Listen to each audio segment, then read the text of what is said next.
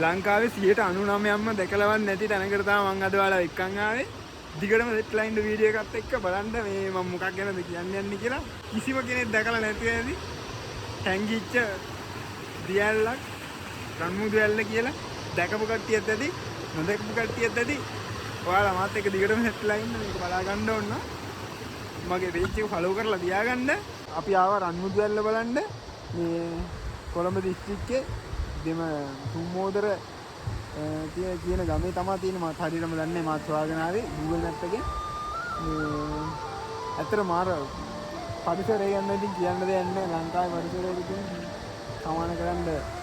ඉතින් බලන්න පේන ඉතින් බැලුවා මේ රබර් රත් එකකින් වට වෙලා තියෙන්නේ. අපි එහෙනම් යන්න දෙන්න බලන්න.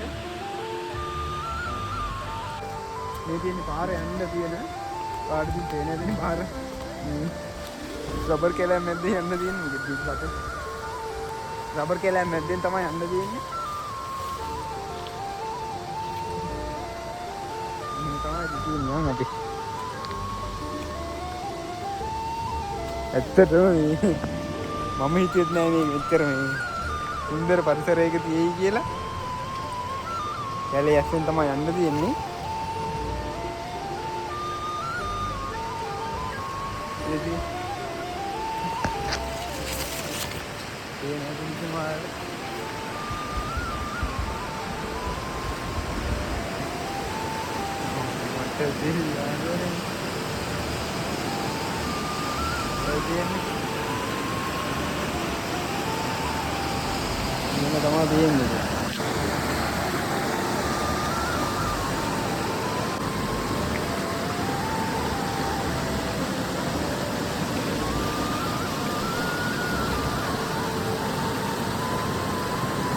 එහෙනම් අපි ෆුල් වීඩියෝ එකෙන් සෙට් වෙමු.